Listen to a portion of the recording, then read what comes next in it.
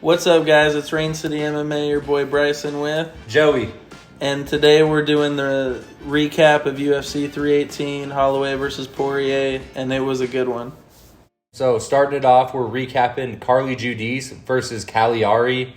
I mean, we called Giudice, man. Bryson was saying with the KO late, that was crazy, seeing Cagliari take that amount of damage. I mean, people were probably questioning if she's even going to make it. You know, her eye was closed up after the first round, and she still fought a hard fight.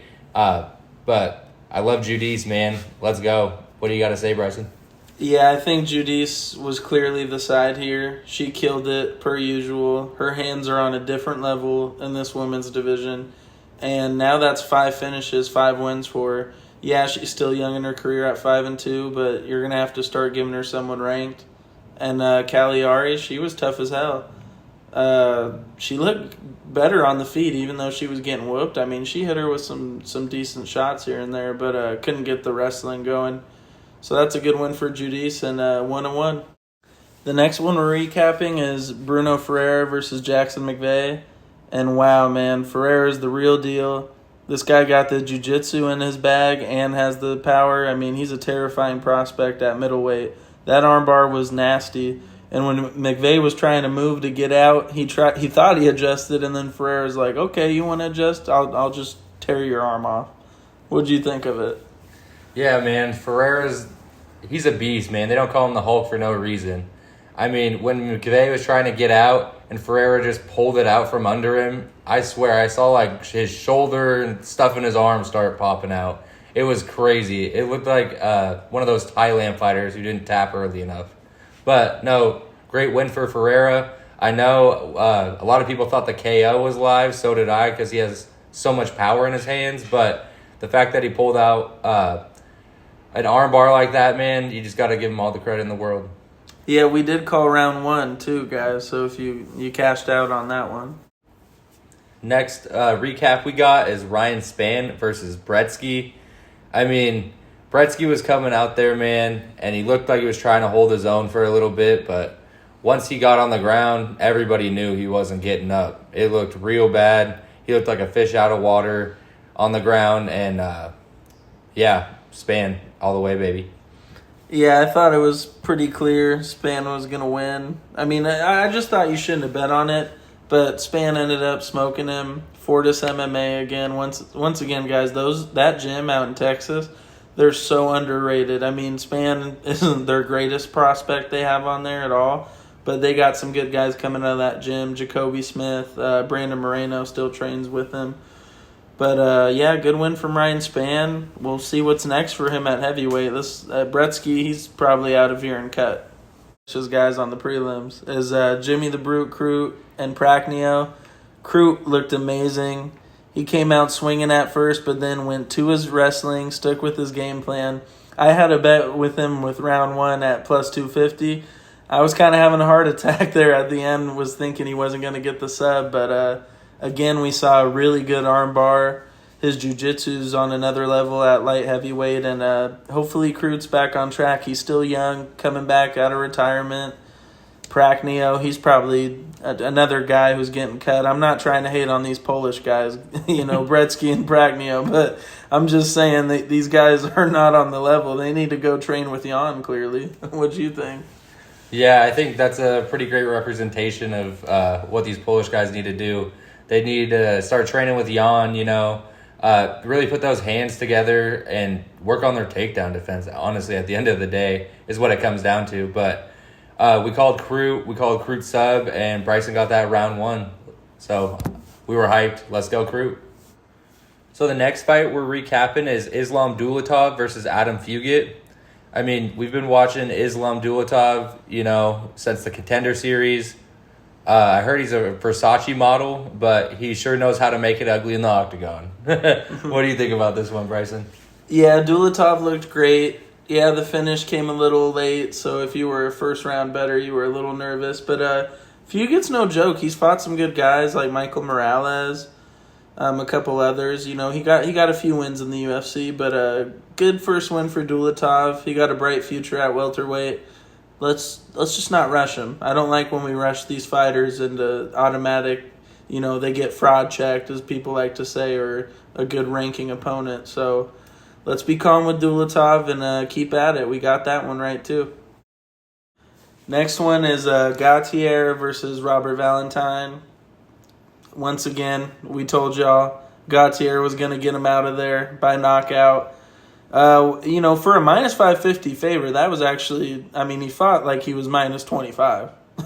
So it actually was a pretty good price from him.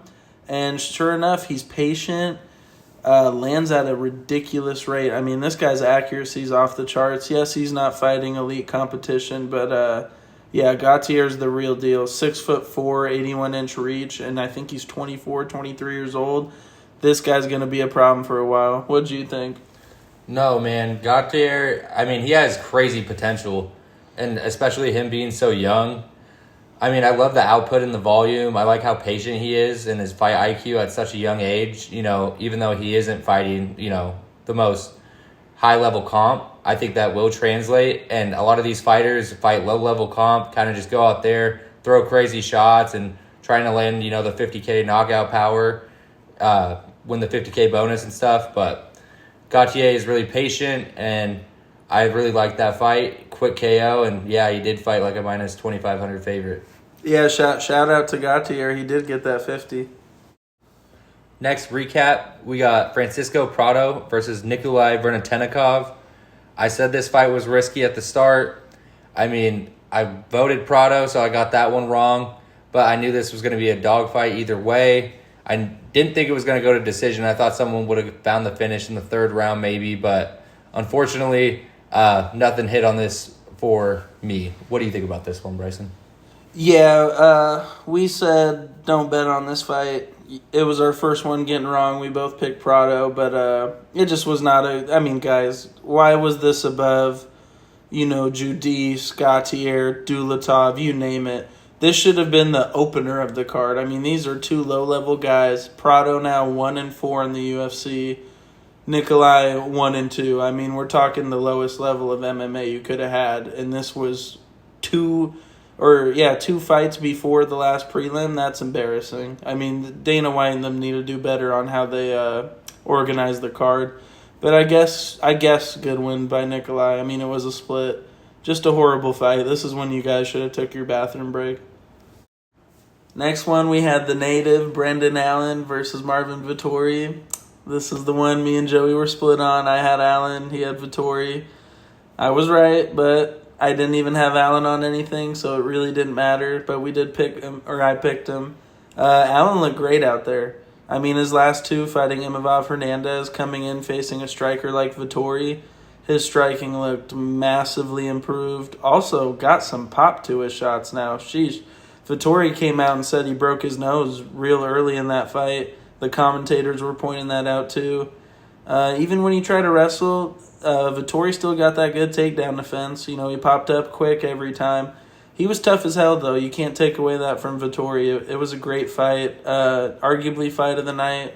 But, there was a one on top of the card that was the best. But what did you think? Yeah, I think this fight was a little disrespectful as far as the organization of the card. Not even just for Vettori and whatever, but Brendan Allen's from Louisiana. The card's in Louisiana. You can't even give him, a featured fight of the night or maybe open up the main card. I felt that was a bit disrespectful. But I did pick Vettori. He did lose. I got to go with my Italian brother all the way. But he did everything we said he was going to do, man. He's going to come forward. He's not going to let up. He's got an iron chin. He doesn't drop. His takedown defense is immaculate. And I'm just glad to see him fighting again, man. I was really worried after the Dolidze fight that he wasn't going to, be as active as he once was. But I'm really glad to see him back in the cage again. Next recap, we got Kyler Phillips versus Vincentius Oliveira. We called Oliveira, man. Great fight, great fighter. But I can't give Kyler Phillips any flowers on this fight. It just felt like he was running every time he got something going. He would always back out, run against the cage, trip over himself. And he was fighting for his life against Oliveira, man. It felt like he was swimming in deep waters, and it was the first round. What do you think, Bryson? Yeah, I had Oliveira too. I just got to talk about the judging on this card. What three judges saw Phillips winning a round in that fight? I mean, were y'all watching that? Phillips was on his back foot, running away, trying to spinning kicks, trying to stay in the middle. Oliveira beat him everywhere. Even when he wrestled, held him against the cage for a little amount of time, he was better. Leg kicks, better. Body work, better. Doing the damaging shots, I mean, he dropped Phillips. I'm just confused why that wasn't a 30-27. Regardless, we picked Oliveira, especially at minus 155 odds. That was perfect. So, Oliveira cashed for us, and we were very happy with that fight.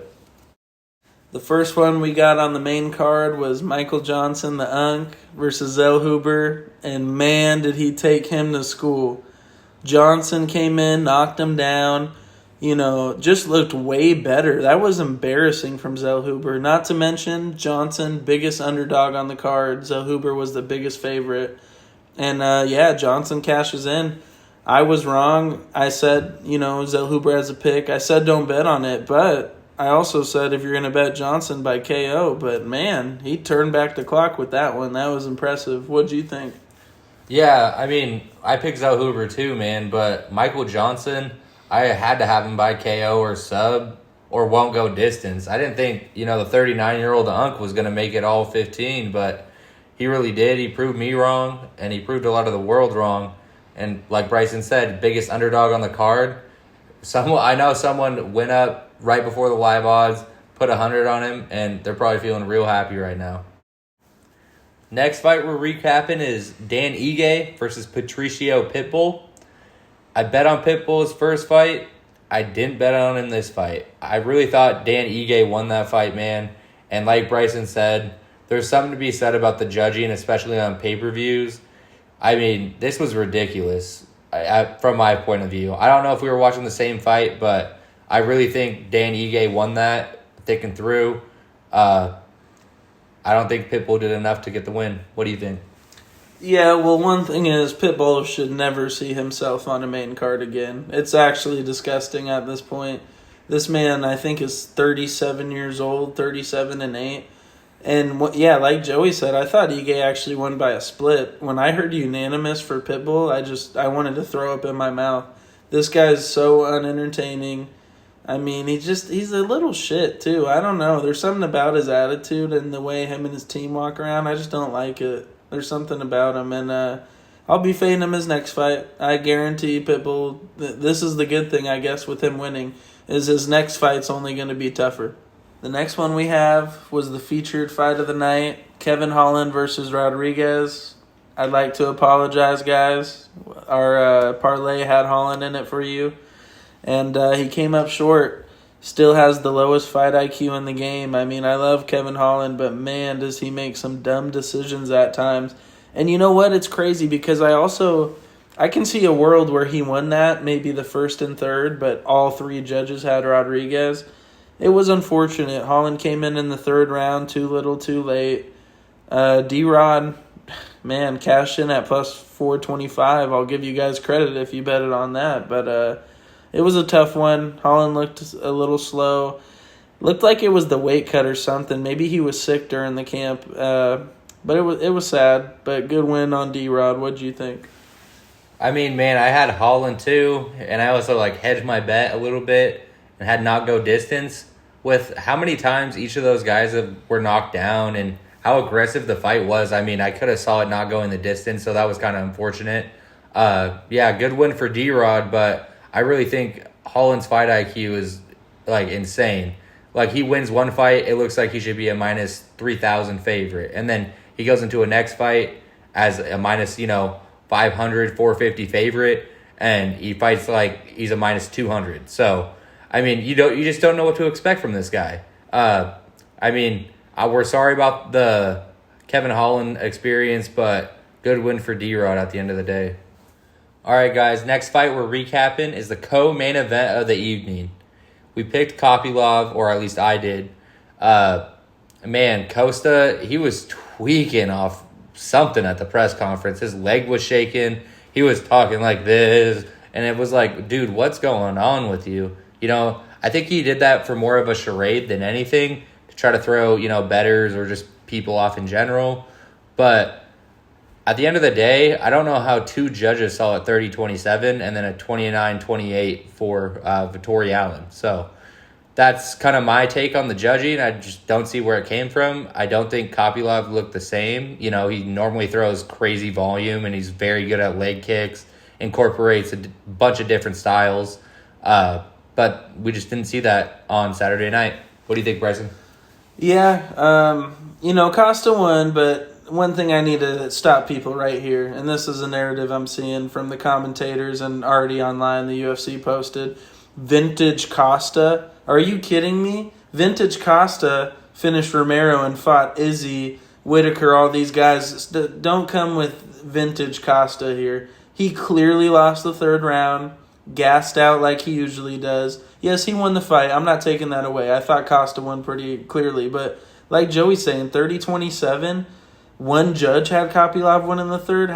What were the other two watching? Costa did not win that third round. And I know I'm sounding like a hater now. I'm picking, a little at his win. But still, just the judging in general this night was really bad.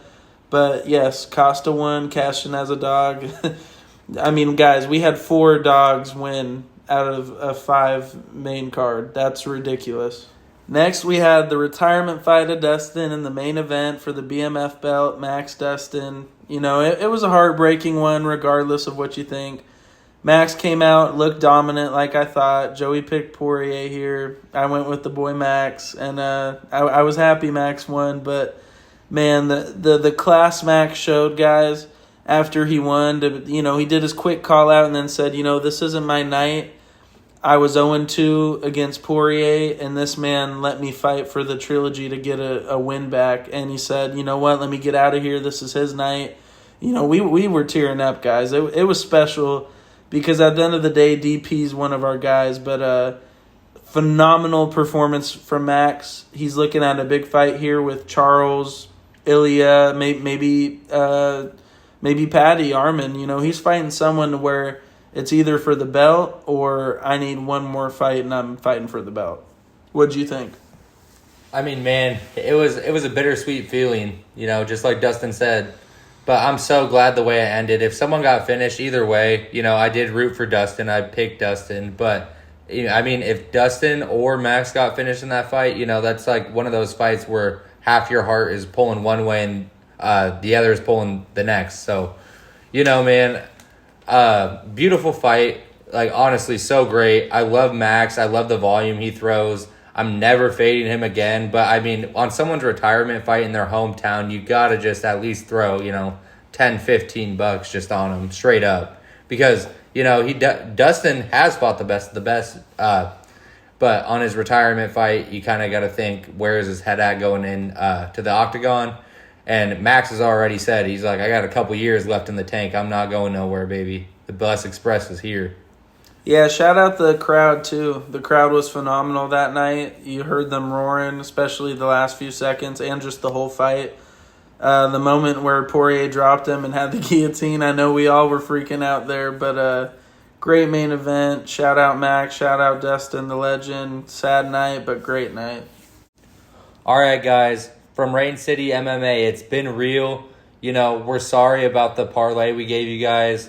No one could have expected that. UFC 318 was still an amazing card. Dustin's retirement fight. But we're locked in this week, man. I know it's a fight night, but we're so locked in. It's crazy. We're going to hit some picks for you guys and break it down now.